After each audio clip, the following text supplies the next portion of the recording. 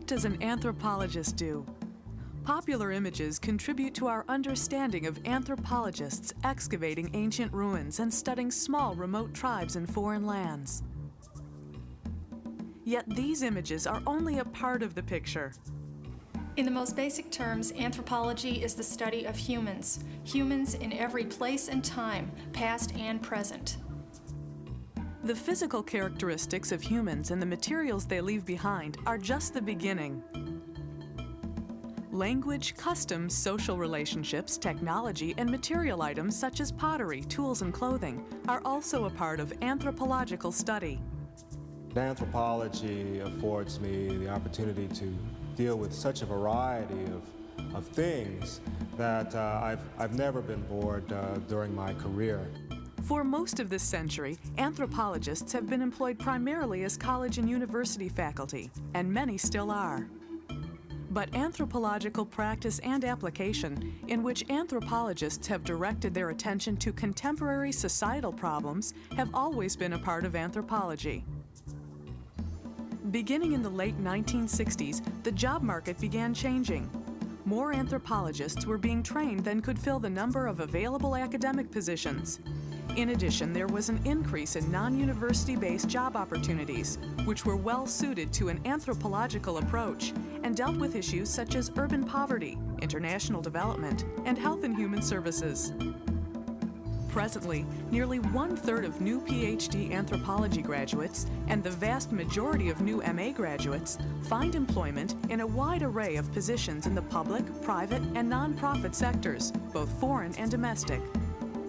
Today, anthropologists are helping to preserve the cultural past, assisting governments, whether federal, state, local, or tribal, in identifying the social impact of development projects, understanding the dynamics of corporate culture, creating more productive and culturally relevant health and medical environments, and owning and managing firms which analyze and evaluate services and policies.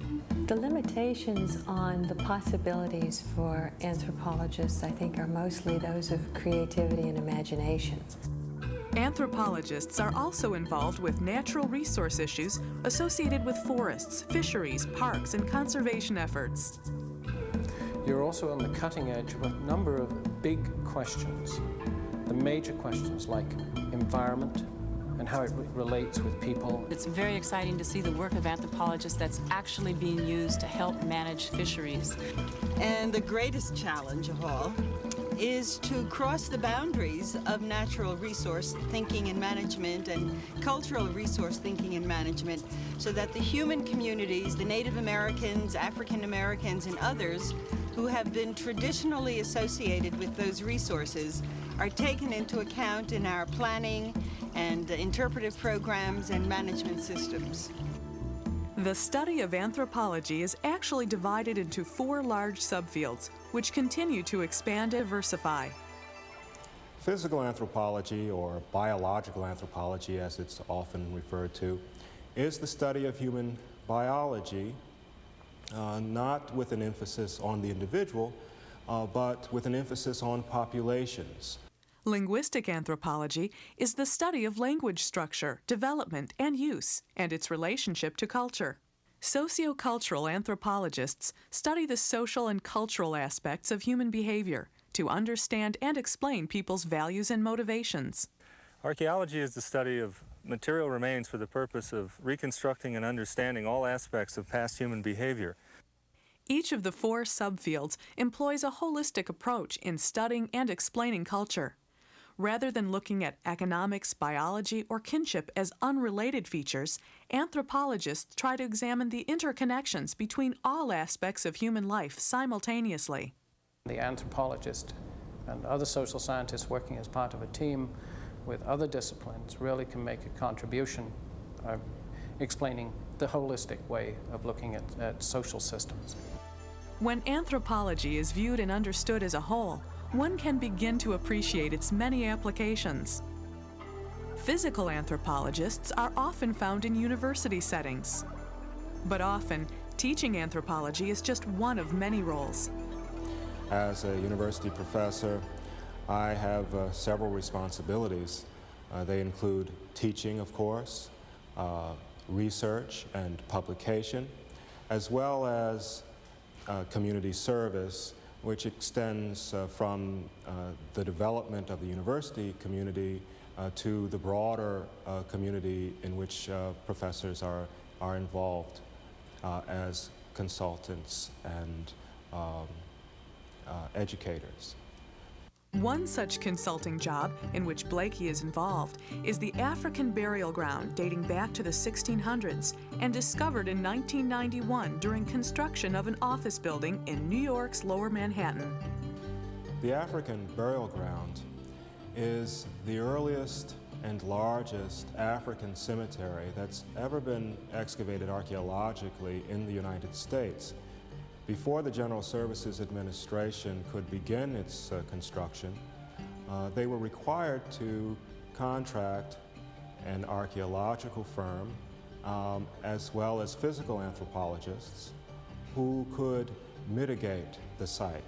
That is, to do the needed excavation and documentation and conservation required to protect the historical significance of the African burial ground. I've tried to weigh the scientific importance against the business concerns so that I've really stood at the center of a very active and interesting process, not just involving archaeological materials and human skeletons, but a project that's very much very alive, in which many people take great interest and about which they have very strong feelings. Through his involvement with the burial ground, Blakey has found that all the anthropological subfields have contributed greatly to his work. As a physical anthropologist, I might have only learned about human biology, but I do think that you only understand the skeletal remains well by understanding the history and the cultural context in which those people lived. My training as a four-fielder who has some background with living people and ethnological work has helped a great deal in at least appreciating the kinds of questions that I should be asking and the kinds of sensitivities that I should have. Physical anthropology also sheds new light on how we live today. Douglas Ubelacher applies his physical anthropological skills to forensics. Forensic anthropology basically means the application of our techniques in physical anthropology to modern medical legal situations. Basically, we take all these procedures that we've developed to study old bones and peoples of the past and adapt them to the study of modern medical legal cases, people that may have been alive 6 months ago. In his position at the Smithsonian Institution, Ubelacher often consults with the FBI and others. The skeletons that come to us represent collections of small and sometimes large puzzles that have to be resolved through our science. And I think the challenge that I feel intellectually is in answering questions that few other people can answer. But working in forensic anthropology brings the scientist in contact with problems of contemporary society. One such problem is the homeless. This individual fell victim to the difficult circumstances of life on the streets. The body found in a crawl space of a bridge was burned beyond recognition. Ubelacher's task was to gather life history information through analysis of the bones, which could then assist authorities in identifying the remains. What was really interesting to me was that by looking at the pattern of trauma and disease on this individual, we could learn a lot about his lifestyle, which in turn tells us something about the biology of the homeless. If you look at his skull, you'll notice there's a depressed fracture in the right side of his cheek area, which is healed. This is not something that killed him, but an injury that he suffered probably years before he died, which is fairly typical of the violence of street people and some of the problems they confront in trying to get you through the day. Here's a very well prepared restoration or filling of a cavity in one of his teeth. However, you can see that in more recent years, he did not have dental care, and he has many untreated carious lesions or cavities. Here is clearly someone who early in his life was someone's son and was well taken care of, but fell on hard times, developed dental disease, suffered the trauma of the streets, and is a fairly typical example of what you might expect to find with a member of the homeless community. While physical anthropology relies on tangibles to learn more about humans, linguistics focuses on communication. Cindy Marr is currently working on a project which analyzes the characteristics and effectiveness of two-way bilingual educational programs. And these are programs that use both English and a non-English language to instruct students. It's essential that these programs use what we call the target language, or the non-English language, for at least 50% of the time. And these programs then provide students who are learning English as a second language a way of maintaining their native language while they develop their English skills, which is critical. The United States houses an incredibly diverse and rapidly increasing student population from many other countries. But we have had a tradition in this country of trying to mold the student to the classroom rather than trying to design the classroom around the varied needs and learning styles of students. It's not surprising then that many students from non-English speaking or non-mainstream backgrounds are not succeeding in school or even staying in school. On far too many instances, they are forced to shed their language and culture at the classroom door. So the field of education for students from linguistically and culturally diverse backgrounds is aimed at improving the education for these students, helping them succeed in school, valuing their language and culture, looking at them as incredible resources for classrooms in the United States. Marr's role in the Bilingual Project is to observe classrooms and compile a directory of bilingual programs available around the country to be used as a resource in developing future programs. A particular observation stands out in Marr's memory. When I had talked to some of the students after class to find out, how do you like this program? Do you want to learn another language? They loved learning the two languages. They loved learning about the other cultures. A couple of them said they wanted to learn a third language. And both groups of students really stressed the fact that they liked helping the students in the other language, particularly the ones that were having trouble. In this program, you get the sense that students are really proud of what they're doing. They have a lot of self-esteem, and you can see it, and they're not shy about talking. The sociocultural subfield of anthropology has seen the largest growth in recent years. With new legal mandates, preservation acts, government-sponsored social programs, and new medical discoveries, just to name a few, sociocultural anthropology provides valuable information and services to society at home and abroad. Sociocultural anthropologists can also be found in small towns and rural areas. Robert Trotter offers the small community of Flagstaff, Arizona, a unique perspective on health and culture. As a medical anthropologist, what I'm interested in is how culture affects the way people seek health care, how it affects their lives in a daily manner, either in getting well or getting sick. Trotter finds the AIDS issue of particular interest. That produced a desire to write some grants, and in this case we got funded from the National Institute of Drug Abuse to do a multicultural AIDS outreach prevention project. And the project is here in Flagstaff. It's the only really small town project of its type in the United States. And it's allowing us to see how all of those problems that occur in urban areas occur in a smaller situation. The primary goal of the program is not necessarily to eliminate drug use entirely, which is an unrealistic undertaking, but to use anthropological skills and knowledge to communicate with multicultural drug rings in Flagstaff and educate willing members about AIDS prevention. Now that we've gone over some of the risks of how HIV is transmitted, that we might go to some ways to reduce those risks. And needle cleaning is one of those ways to reduce risks. We're teaching people how to save their lives. And we're teaching them that they can change their lives either as individuals or as members of a group and become something that they aren't right now that they say they want to become. Not forcing them to change, but providing them a real opportunity to change.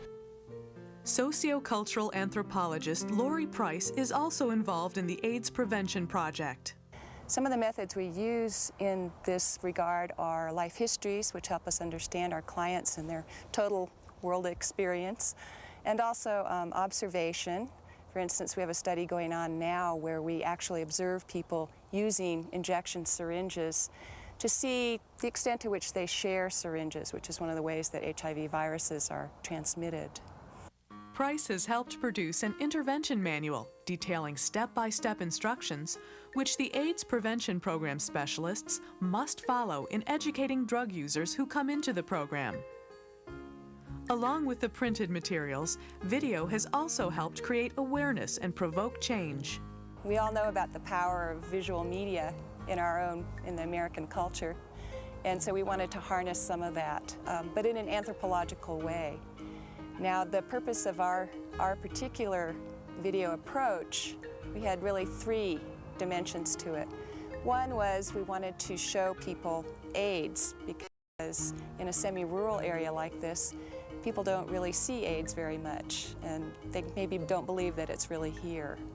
And a second purpose was to show localized imagery and local language that people could relate to, that would be culturally relevant to them. And the third thing was really harnessed to anthropological theory about personal narratives. The idea being that when people hear life stories of other individuals, these will have more power and help them change their own behavior. You know, that's a scary thing to have, especially when you have a family. Sure, yeah. You know, the chances that you're taking by doing what I was doing right now, it's a scary thing to think that you can, because you have kids. I think that it's really important to try to prevent the spread of HIV virus, and I feel good about being part of that kind of effort. Sociocultural anthropology is also far-reaching geographically. For example, employment in international development accounts for much of the work anthropologists do in the public sector. Diana Putman applies her skills in various parts of the world.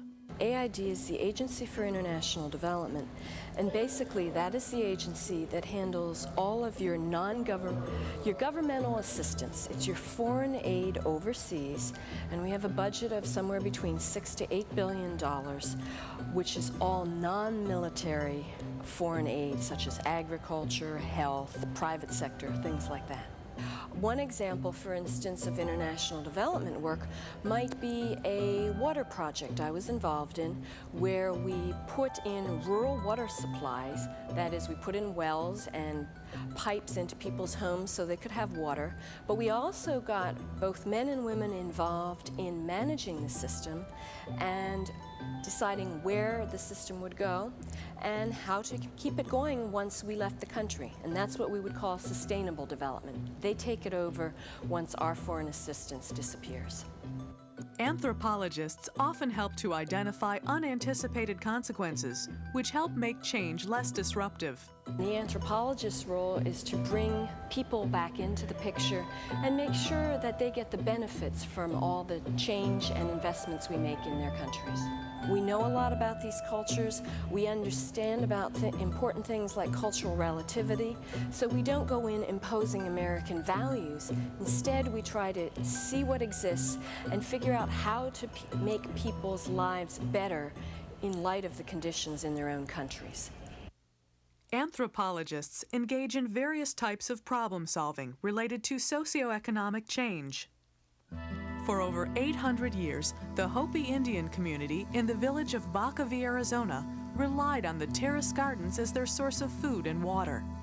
The natural springs and fertile soil represented the sustenance of life. And equally as important, the gardens enriched the Hopi tradition and culture, which passed from generation to generation. In 1960, the introduction of modern conveniences changed this way of life. Lee Jenkins, a native Hopi, believes the impact of technology has not been entirely positive. Suddenly, overnight, we saw the abandonment of these gardens in favor of backyard gardens where faucets and hoses were a lot more convenient. So in my lifetime, I saw the activity that was here, and I saw the impact of technology on our culture. So after 20, 30 years of this kind of life way where we basically had just a remnant of gardening, some of us got around to thinking that in order to help us understand our past again, we had to get busy and begin to look at what we had left as Hopi people. And one of the things that we had left was, of course, a part of my life, a part of my parents and my grandparents' parents' life, and these were the garden terraces. But after 30 years of very little use, the gardens had begun to erode, deteriorate, and collapse. We began to dream of the day when we could see many people down here again, planting, socializing, growing food, and thereby, I think, promoting Hopi philosophy. The Hopi people looked to Northern Arizona University's Anthropology Department for guidance and support. Miguel Vasquez, an agricultural anthropologist, was eager to help this Hopi community tackle the project. Agriculture is not just planting things in the ground, it's also the way that people organize themselves in order to produce whatever it is that they produce agriculturally. And it has, with these people in particular, it has a tremendous cultural meaning in the sense that their whole religion, their whole cosmology, their worldview is involved in agriculture. Faculty, students, and the Hopi worked side by side to rejuvenate the gardens. Faculty contributed anthropological skills and agricultural knowledge. The Hopi contributed experience learned from generations of tending the terrace gardens, while students gained a learning experience more extensive and personal than could be found in any textbook. The first thing you learn in working with Native people is that the basis of their society is reciprocity. And so what we've tried to do here is to develop a reciprocal kind of relationship so that we're definitely getting a lot out of this, me personally and professionally, as well as our students, as well as what I'm able to learn from here and take back into my classroom. But in exchange for that, we also feel like we're leaving something that's visible and tangible for people here. From overseas to the deserts of Arizona to the corporate world, opportunities for sociocultural anthropologists to apply their expertise are unlimited. Elizabeth Bryety is an industrial anthropologist at General Motors Technical Center in Warren, Michigan.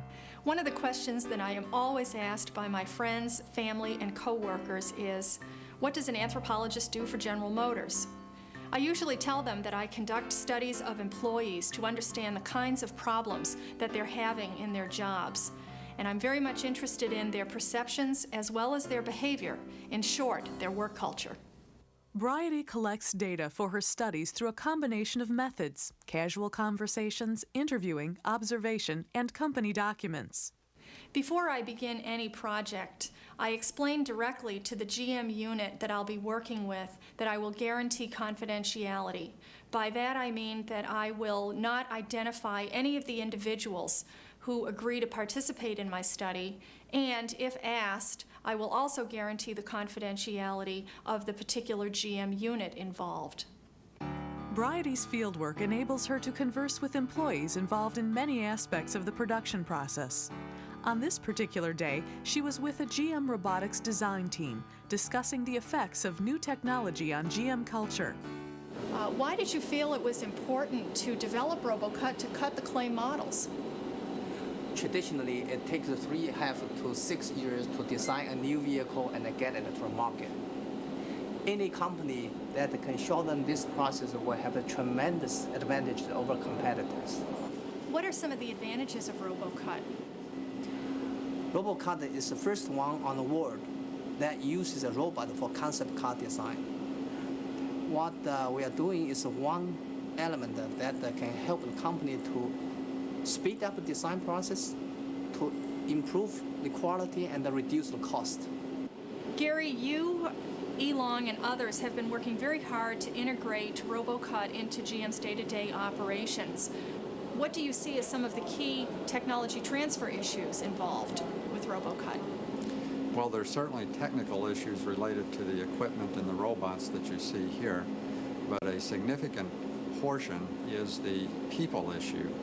With this equipment and with this system, we are asking designers to do things much differently than the way they've been trained. And our success in transferring this technology hinges critically on our ability to handle the people side or the cultural side of the issue. Because of her extensive studies and expertise on GM culture, Bridie moves comfortably from her role as researcher to that of internal consultant. Part of her responsibilities include conducting oral presentations. Today I would like to talk to you about one important characteristic of GM culture, namely blaming. During her fieldwork at an assembly plant, Bridie found that blaming was frequent and followed distinct patterns. Employees blamed only those upstream from them in the production process, not those downstream. They only blamed the previous shift, not their own shift. Material handlers and others in the plant engaged in various kinds of blame avoidance strategies so that they would not be held responsible for shutting down the line if the parts ran short. For example, material handlers spent much of their day looking for parts that had not been properly dropped off in their department area. As you can see in this cartoon, if the material handlers could not find the parts, they would resort to checking their lockers. Employees frequently stored small parts in their lockers for just such an occasion when the parts ran short. We will probably never eliminate blaming from GM culture, but what we can do is we can learn to work with it, learn from it, and use it to improve the way in which we conduct our daily operations. The rich history of humanity is uncovered and interpreted to the modern world by archaeologists. Archaeologists are employed in a variety of positions where their understanding of material goods and knowledge about cultural preservation are important, such as mediating construction projects, consulting for major corporations by examining patterns of purchase and discard of consumer goods, assisting in the preservation of tropical forests, and lobbying for better laws governing site protection.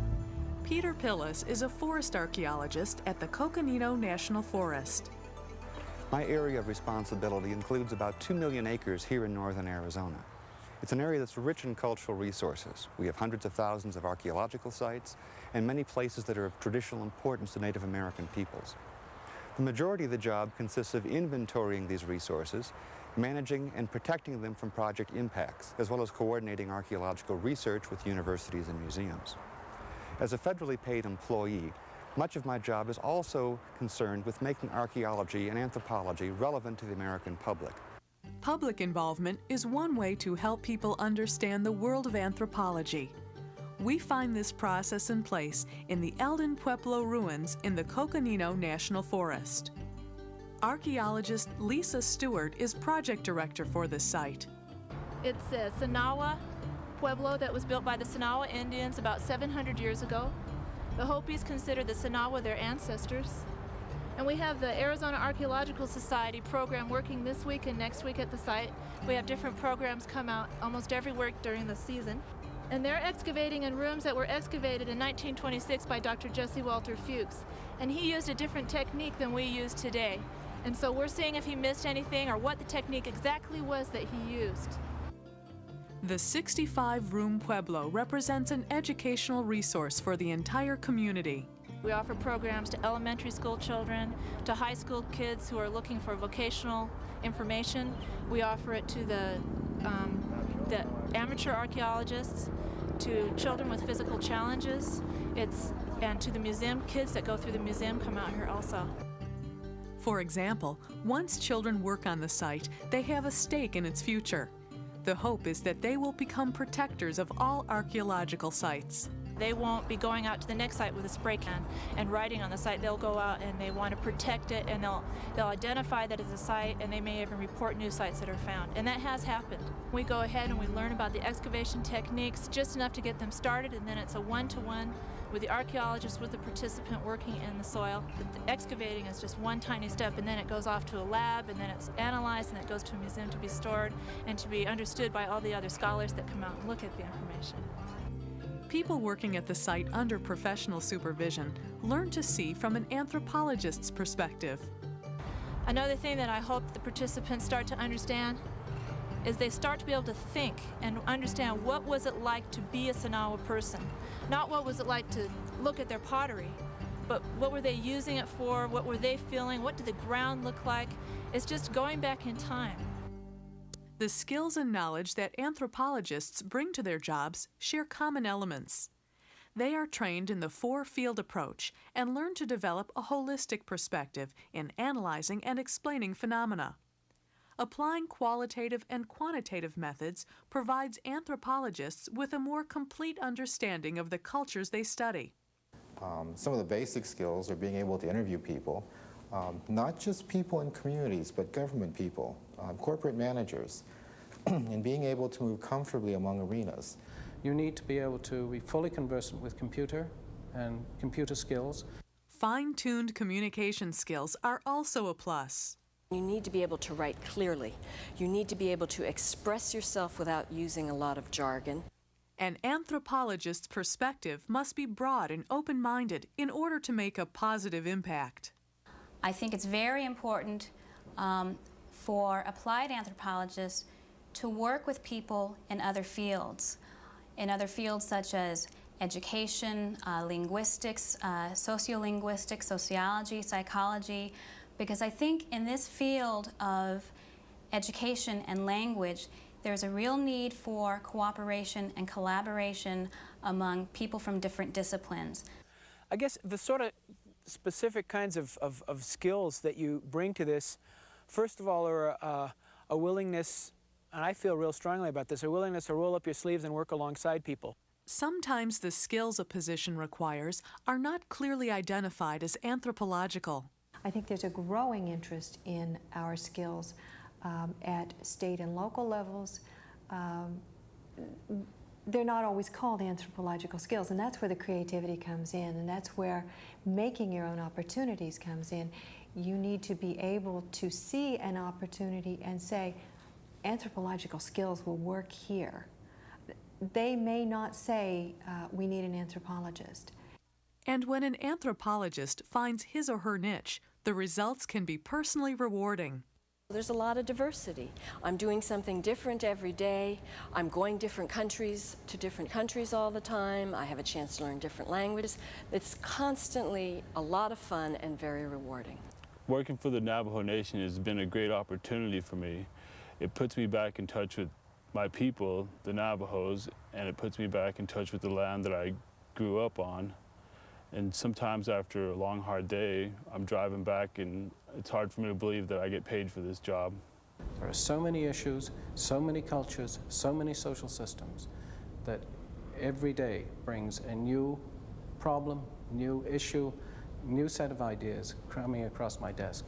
And I look forward to that. It's hard to characterize the rewards from this work without sounding like a commercial. And it isn't for everybody. It is exciting. It is incredibly creative. Anthropologists also get satisfaction from the contribution their work makes to society. The AIDS prevention project that I work with, I think, is doing really valuable work here. I think it's helping avoid the spread of HIV virus. Those of us who study early agriculturalists view our work as hopefully contributing to sort of our general fund of knowledge on the potential for agriculture to cause problems in human societies and to cure problems. Well, I think the anthropologist brings the systematic skills to help us look at the people, the organization, and the culture of General Motors And that is a critical element in our ability to successfully implement technology and to move forward in today's competitive market. Anthropological organizations represent valuable resources for anthropologists, as well as students to interact, develop professional networks, and share new ideas and information. For example, on a national level is the American Anthropological Association, consisting of many special interest subunits, such as the National Association for the Practice of Anthropology, or NAPA, and internationally, the Society for Applied Anthropology. On a local level, over a dozen independent practitioner organizations have sprouted since 1975. The most successful long-standing local practitioner organization is the Washington Association of Professional Anthropologists, or WAPA. The initiatives and cooperative ventures of these organizations not only benefit the public, but also help advance the discipline of anthropology. The uses for anthropology are endless and can vary greatly, but whether skills are applied to teach, to preserve, to discover, or to provide solutions, anthropologists share an interest in understanding human diversity in its many forms, and a deep-rooted desire to apply that understanding to make a difference in our world.